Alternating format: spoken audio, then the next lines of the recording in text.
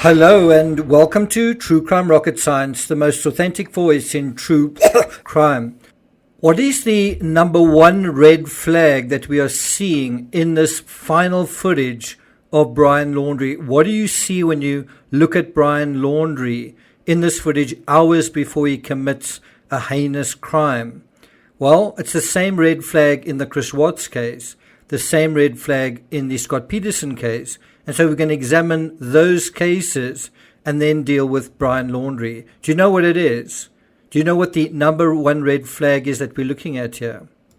Before we get to that, if you haven't subscribed to the channel, please do like, share, leave a comment. Bear in mind, I'll be doing a live later today dealing with the Kristin Smart case. Something incredible has happened in that case, and we're going to be looking at that case. There's also some really weird intertextuality with that case in the Scott Peterson case. Scott and Lacey were studying at that university when Kristin Smart disappeared, and so we're going to be dealing with that. I'll also be doing a second live that'll be sort of a double billing on a different channel, so stay tuned for information about that. And let's get started. So motive tends to be something we see or try to discern in true crime's rearview mirror. In other words, when it's too late. How do we discern when a motive is percolating, more specifically the motive to murder? What does that look like? What does that feel like? What is the number one red flag in the Chris Watts case and the Scott Peterson case? Well, here's the clue. It's the same red flag we see in Brian Laundrie on August 27th, the day he decided to strangle his fiancée to death. Do you see it? Let's start with Chris Watts. So I want to ask you how you think triggers work. Do you think one thing sets off a person, or do you think there's a cascade of triggers? Well, it depends on the criminal, and it also depends on the circumstances. In the Chris Watts case, we see a classic situation where everything is going down the toilet at the same time. The finances, the marriage, because he's having an affair. And then there's also the fact that his wife is pregnant, compounding the sense of being locked in or trapped. Just today, a new voice has been added to the canon in the Chris Watts case. Brian Spence, a co-worker that we haven't heard of before. According to what Spence told People, quote, I watched him get more and more unhappy with his life. He went from being a friendly guy to being withdrawn and angry. I saw him lose his temper over little workplace annoyances, Spence continues. He had an irritable side with the contractors. He could be combative, end quote. Now, I suppose you could ask the same thing about Brian Laundrie. Was he becoming withdrawn and angry? Does he appear withdrawn and angry in the final footage? But it's not just withdrawing. There's also an uncharacteristic lashing out as well. Besides this, and this is the key aspect, a standoffishness sets in. In other words, one person in the relationship has already become resigned to the relationship ending. Isn't that what you see with Brian in all of these images? Resignation. Now let's get back to Chris Watts. Chris Watts was no longer in a hurry to rush home every day after work. That's according to his colleague. Quote, he did a lot more happy hours with us contractors. After work, we'd go get beers and he'd come and have one with us, and he was always one of the last ones to leave. We were all family men and had to get home to our kids, so we'd drink from 6 to 7 and then go. He'd want to stay past 8, if anyone was willing to stay. But despite Watts' behavior, Spence said he didn't suspect that he would eventually kill his wife and 2 daughters before stashing their bodies in the very oil field where he worked, end quote. And of course, neither did Shanann. She didn't suspect that either, nor her family. Although Shanann did suspect something was going on, and something was going on. Both Shanann and her family noticed that Watts had become standoffish, but they really didn't think much about it. Shanann's mother noticed that Chris was becoming standoffish. Shanann's friends also noticed the same thing, and they used the same word. Now, the problem with this red flag, it's the number one red flag, but the problem is it's so easy to confuse with someone who is merely annoyed. You can have someone who is standoffish and they're in a lethal end game, like Brian was, or someone could also be standoffish because they're not very happy. So how do you tell the difference between lethal standoffishness and sort of ordinary, common, normal white flag standoffishness? How do you tell whether the one is a real red flag or a false white one? Well, I think it has to do with the degree of change in the behavior. Is it for a few hours, or has it been ongoing, or perhaps on and off for several weeks or months? Have things been steadily getting worse? Another clue to the severity has to do with other circumstances.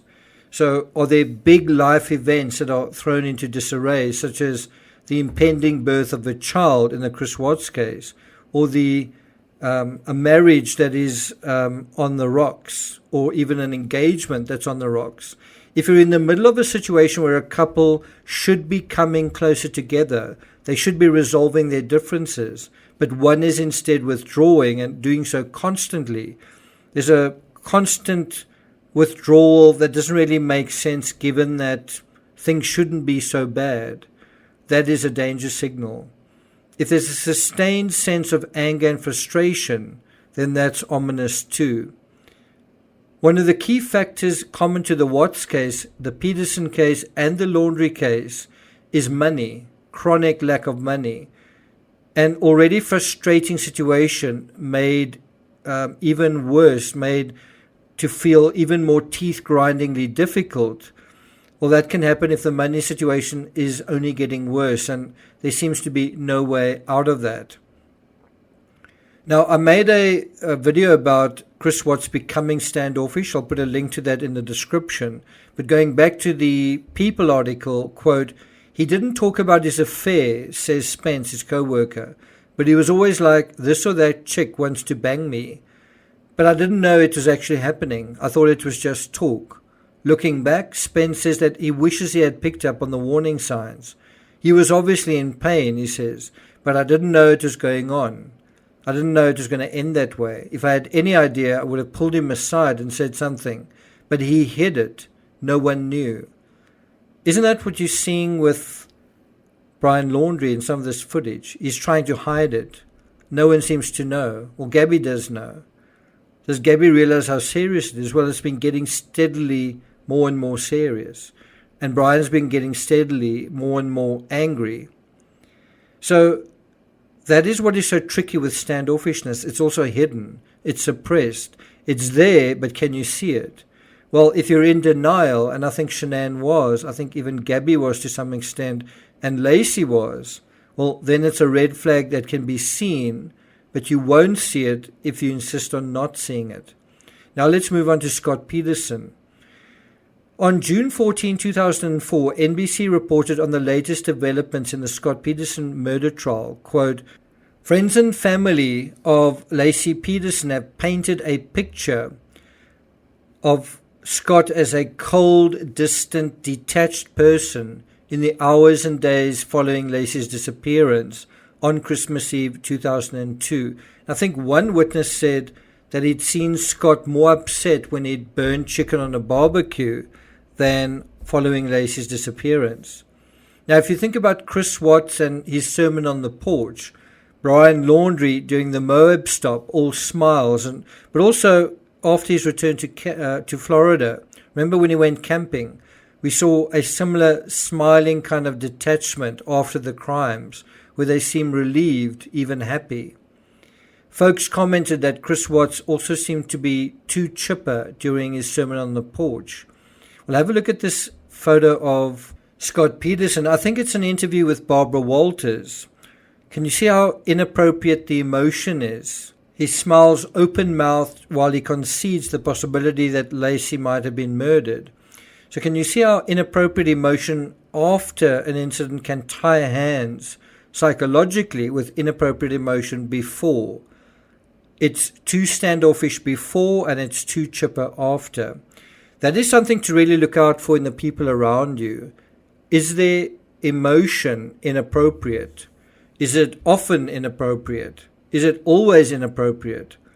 Why is it? What's going on? Now let's deal with Brian Laundrie. If we have some behavioral dynamics to go on in the Watts case, well, we have less in the Peterson case, but even less in the Laundrie case, but not none.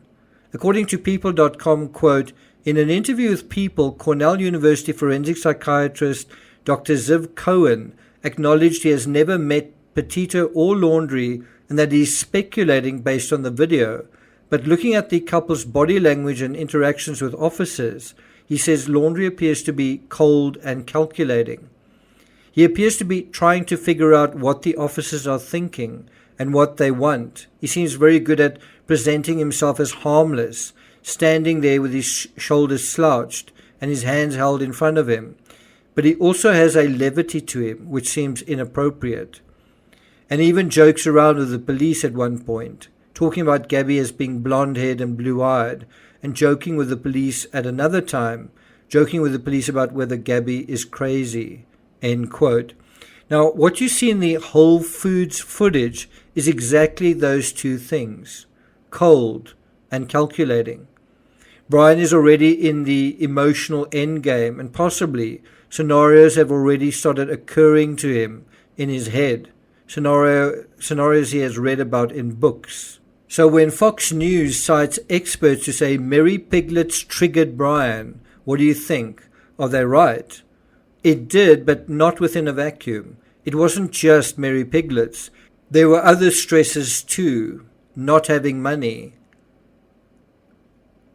social media, the fact that they were engaged but things were sort of unraveling. They were arguing more often, not less often. The Moab incident was a huge speed bump, a kind of a reality check that nearly wrecked their van life adventure, and probably should have. Coming back to the article in People, quote, several experts, including criminal profiler John Kelly and former FBI behavioral forensics expert Dr. Ann Walbert Burgess, have proposed that the restaurant spat set off Laundrie's temper, ultimately leading to Petito's death. Well, does Brian look like he's losing his temper in the 20, 30, 40 minutes inside Whole Foods? Does it look like he's lost his temper? Well, it actually does look like he did lose his temper, but doesn't look like he is losing his temper while he's walking with Gabby. But he is clearly brooding. He is clearly calculating. So no, it wasn't Mary Piglets, but Mary Piglets may have been the straw that broke the camel's back. So I'm not going to take it further than that, but one thing I do want to raise is there a perception that Gabby or Brian may have shoplifted some cheese? Do you actually see them paying for any of their items? Is there any footage showing them paying? Did they pay? And why do they exit at a different door when it's a longer walk from that exit to their vehicle? So I'm not going to take it further than that. I am going to talk about another case that sort of conflates to some extent the Scott Peterson case with the Kristin Smart case. But we're going to ask a really interesting question. Why did it take 26 years to bring the killer of Kristin Smart to justice? And what was the breakthrough evidence? I've put a poll on that live stream. Make sure you answer it before the live stream starts. I'll also be following that with something completely different, a really fascinating adventure on the Team Peachtree channel. So look out for that as well. Thank you for listening, and I'll see you guys next time.